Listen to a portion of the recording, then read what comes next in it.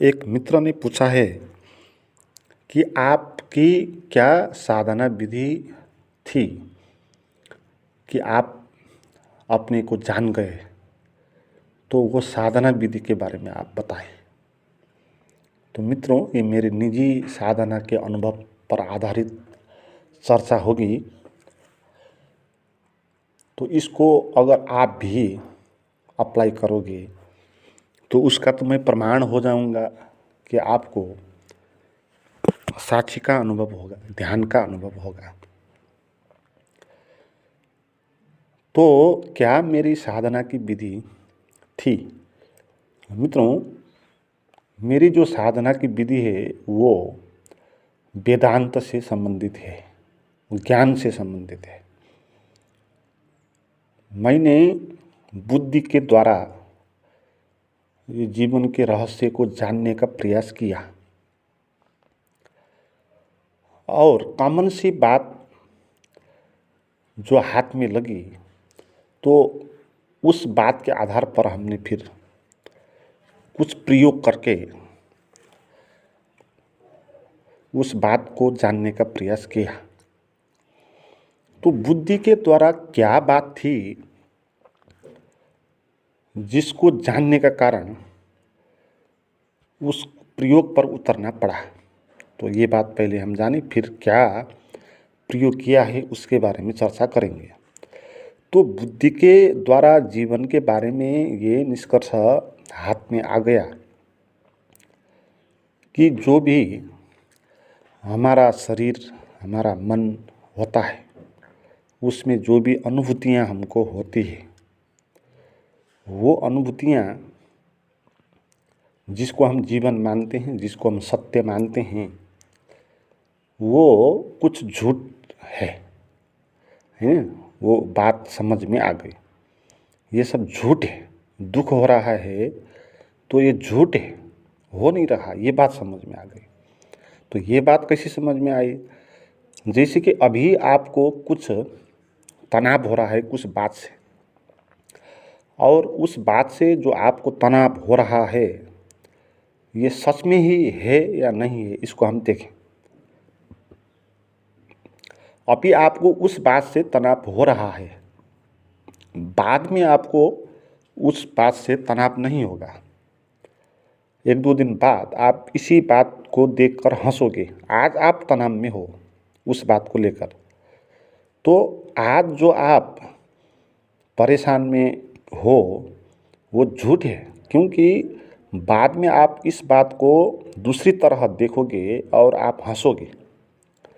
तो इसका अर्थ क्या हुआ कि अभी हमको जो दुख का अनुभव हुआ वो अनुभव नहीं था। अगर वो सही था तो इस बात को लेकर दो दिन बाद के बाद भी ऐसा ही दुख होना चाहिए। अगर इस बात को लेकर दुख होना सही था तो 2-4 साल के बाद भी इसी बात को लेकर उसी किस्म का दुख होना चाहिए। मगर बाद में हम हंसते हैं।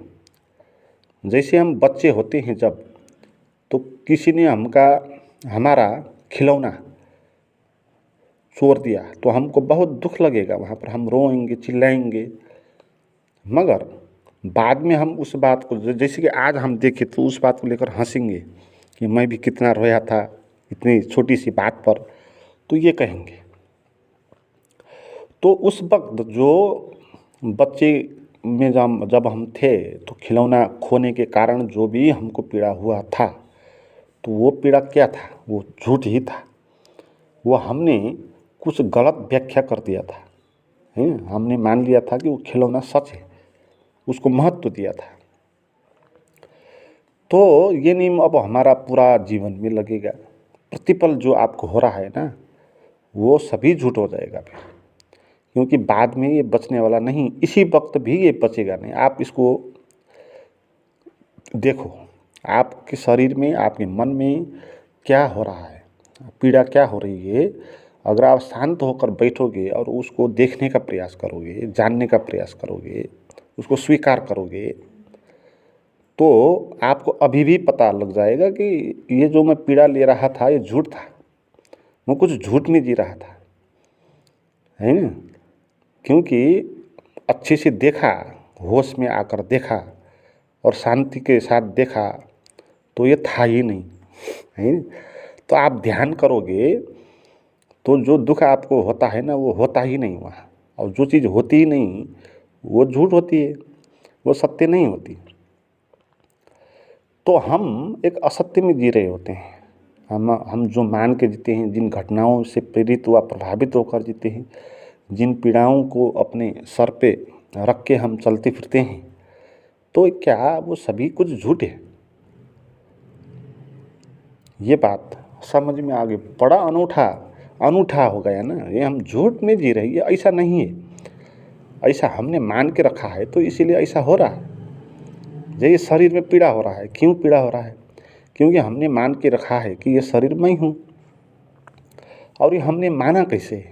खुद जान के तो हम नहीं कह रहे हैं मैं शरीर हूँ, ये मान्यताओं के द्वारा हम कह रहे हैं। हाँ। तो ये बात पता लग गई कि ये जो भी जीवन में मैं बंधन में जी रहा हूँ, दुख तनाव में जी रहा हूँ, ये मेंटल है, कुछ है नहीं, रियलिटी में कुछ हो नहीं रहा, मगर कुछ मान के रखे हैं हम, धारणाएं हैं, विश्वास है, विचार तर्क की व्यवस्था है।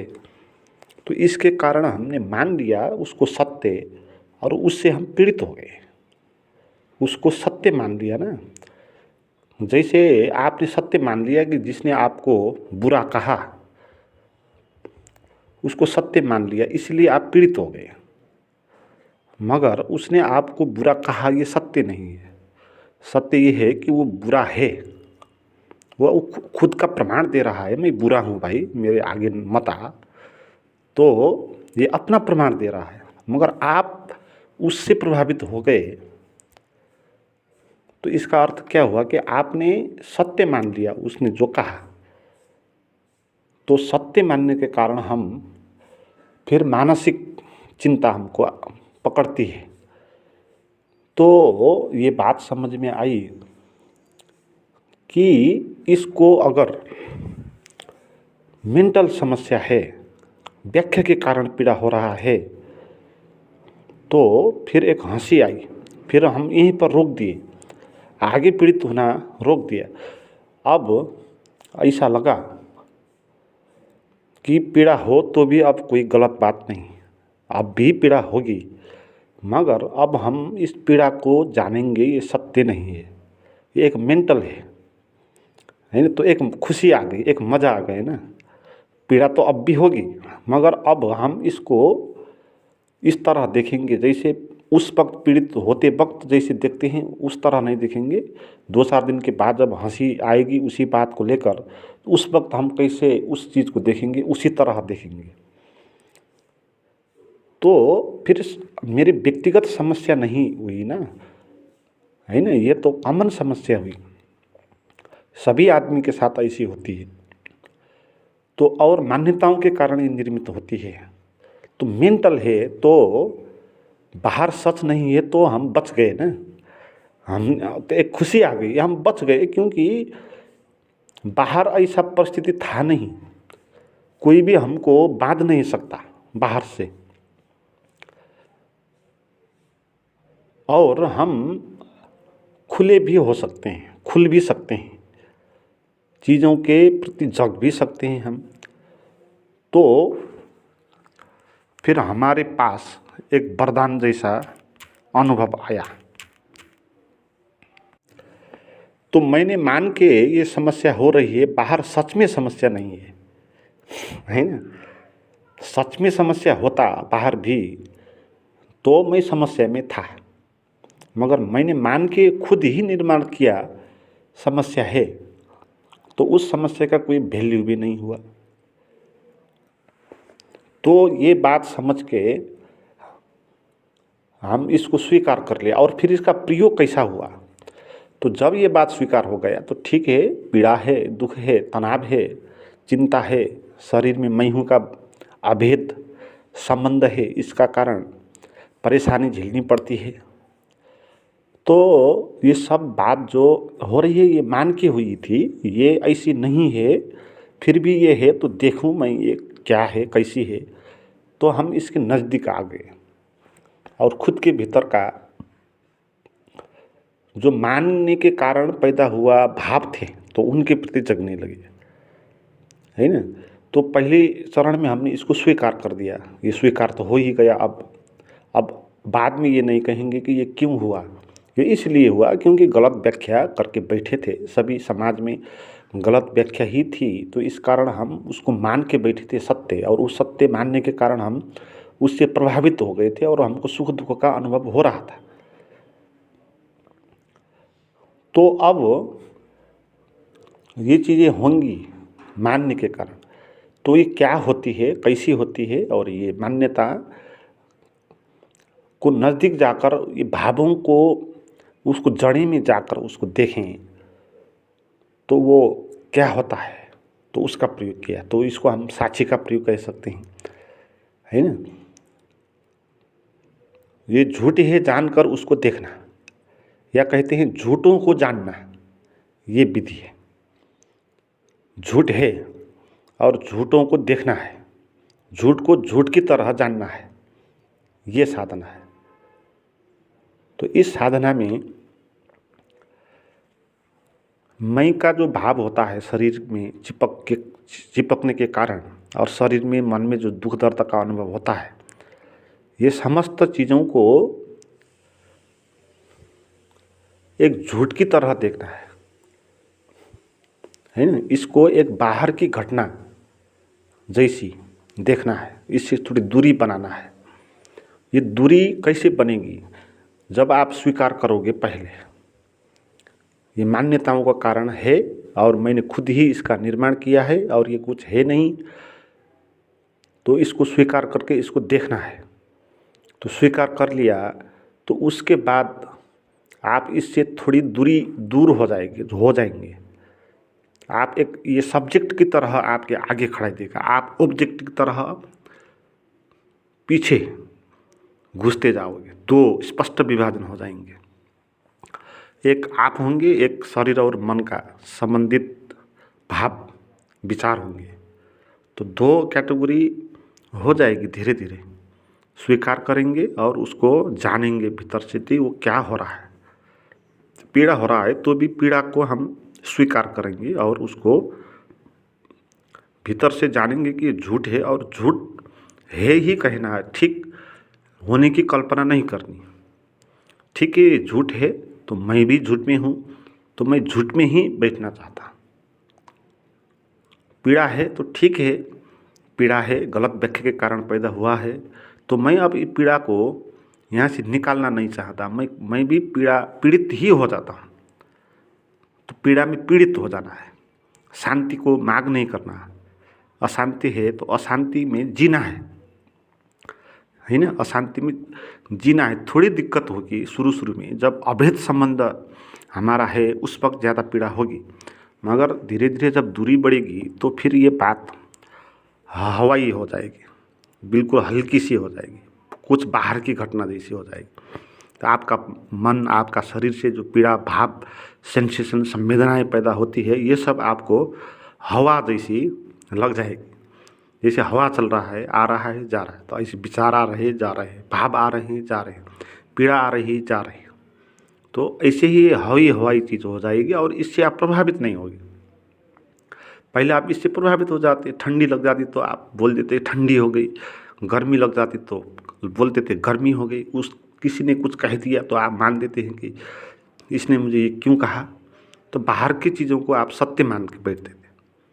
तो जब अपने से दूरी बढ़ेगी तो जानेंगे कि बाहर की चीज़ ही बाहर की चीज़ नहीं, ये मेरा शरीर और मन भी बाहर का चीज़ है। ये अनुभव आपको आएगा। तो यही साक्षी का अनुभव है। साक्षी का अनुभव ये है कि खुद को भी उसी तरह जानना है जैसे हम दूसरे को जानते हैं। जैसे खुद का शरीर और दूसरे का शरीर, वो दो शरीर में हम क्या करते हैं, एक शरीर को बोलते हैं कि मैं नहीं हूँ, एक शरीर को बोलते हैं कि मैं हूँ। और जो हम मानते हैं ना मैं हूँ अपने को, वो एक बिल्कुल मान्यता है, झूठ है। आपने 4-5 शरीर थे, उन शरीरों में से एक शरीर को कहा कि ये मैं हूँ, और दूसरे शरीर को कहा ये मेरी पत्नी है, तीसरे शरीर को कहा ये मेरा बेटा है, चौथे शरीर को कहा मेरा बाप है। शरीरों में से आपने एक शरीर को कहा मैं, है ना। मगर आपका शरीर और बहुत सारों का शरीर, वो शरीर अलग अलग है नहीं, है ना। वो सभी जुड़े हुए हैं ना, सभी धरती पर जुड़े हुए, सभी एक ही वायुमंडल से वायु ले रहे हैं, वही वायु वो निकाल रहा है और वो ले रहा है। इसी धरती में वो पैदा हो, इसी का अन्न पानी सब खा रहे हैं। बाहर से दिखते हैं अलग अलग शरीर है, मगर सब जुड़ा हुआ है। और इन जुड़े हुए शरीरों में हम अपने को मैं कह नहीं सकते, किसी एक शरीर को हम मैं कह नहीं सकते। मगर जो शरीर हमारा सबसे नज़दीक होता है उसको हम कहेंगे कि मैं, है ना। इस शरीर को हम मैं कहेंगे, क्योंकि मेरा सबसे नज़दीक जिसमें मैं हूँ वो ये शरीर है, और दूसरा जो शरीर है उसमें मैं हूँ नहीं। उसके साथ में रिलेशन बनाऊंगा, उसको कहूँगा कि मेरा बेटा है, मेरी पत्नी है।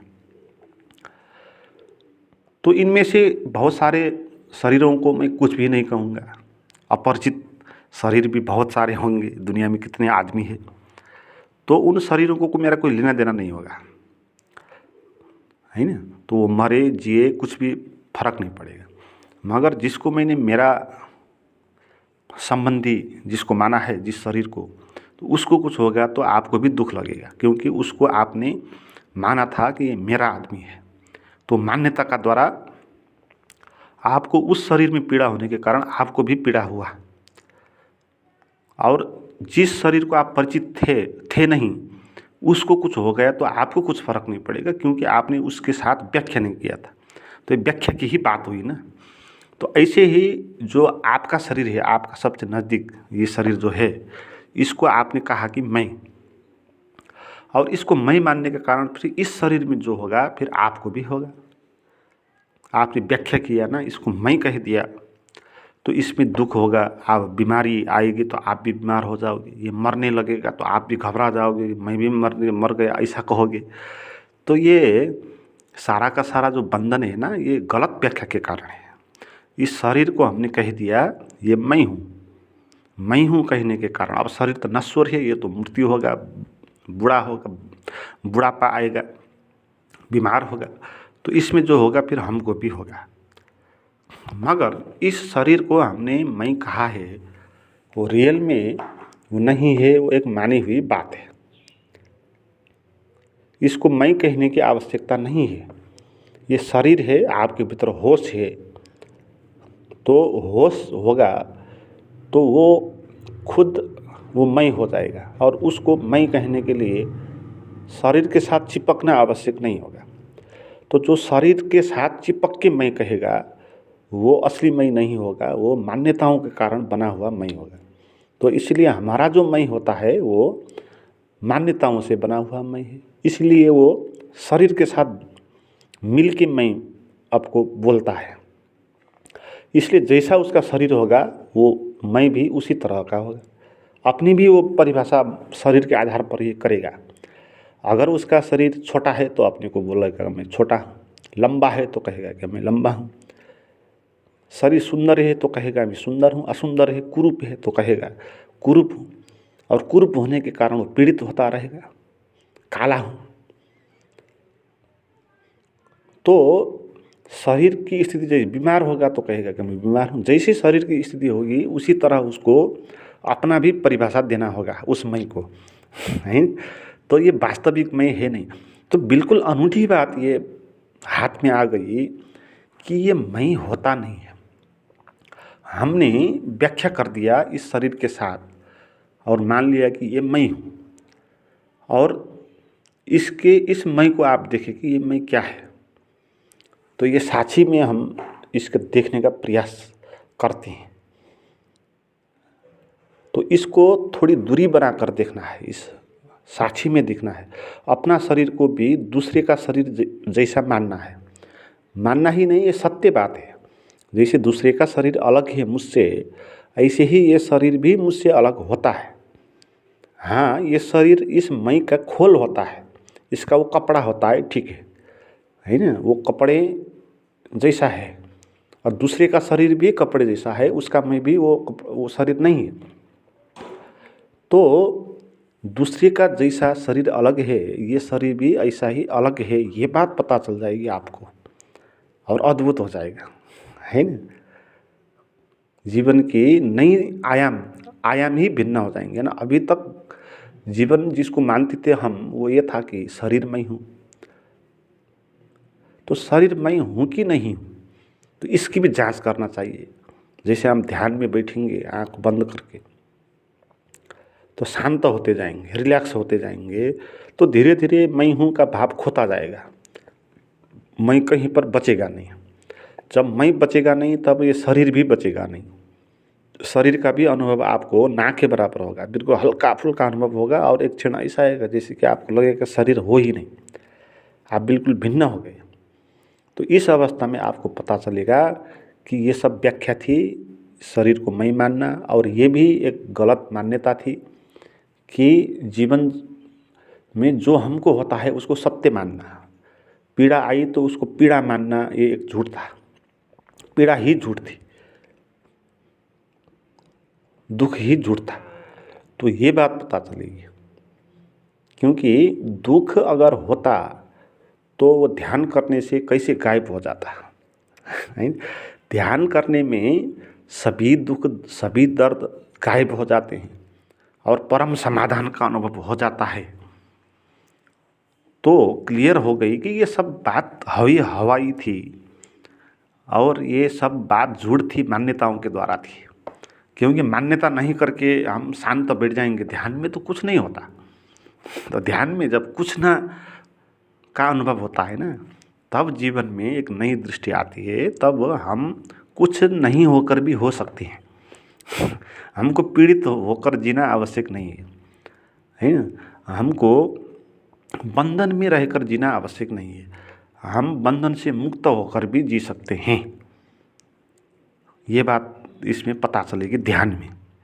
और ये ध्यान का प्रयोग करना है, आपको शरीर को रिलैक्स करना है, मन को रिलैक्स करना है, और जो भी आपको हो रहा है उसके प्रति अवेयरनेस करना है ना? उसको स्वीकार करना है पहले, फिर उसको प्रति जागना है। वो झूठ है वो जानना है, वो बात वो झूठ है और हम भी झूठे हैं, हमारा मैं भी झूठे। तो झूठ के निकट बैठना है ना? और कितना देर झूठ हो सकता है उसका परीक्षण करता है, और क्या क्या होता है झूठ होने के कारण, वो सब चीज़ों को प्रति जागना है। जब आप जगते जाओगे क्या हो जाएगा कि भीतर कुछ बचेगा नहीं, कुछ दुख भी नहीं बचेगा, तनाव भी नहीं बचेगा, मैं का अनुभव भी नहीं बचेगा, आप बिल्कुल शून्य हो जाएंगे। तो ये अनुभव कुछ आधे एक घंटे के लिए ही क्यों ना हो, या आपका पूरा जीवन ही बदल देगा। एक घंटे का अनुभव भी पूरा जीवन बदल सकता है, क्योंकि एक घंटे में ये प्रमाणित हो जाएगा ना कि जो हम मान के बैठे हैं वो कुछ होता नहीं है, वो ध्यान ना करने के कारण हुआ था, और ध्यान में बैठेंगे तो कुछ होता नहीं, तो प्रमाण हो गया ना। तो एक बार भी आपको अच्छा ध्यान लगे तो आप बहुत आगे बढ़ सकते हो। मित्रों, इस तरह का मेरा निजी गाइडेड प्राइवेट मेडिटेशन की वीडियोज़ भी मेरे पास है, वो आप करना चाहते हैं तो उसके लिए मुझे चैट करें, उसका नंबर और लिंक डिस्क्रिप्शन में दिया हुआ है।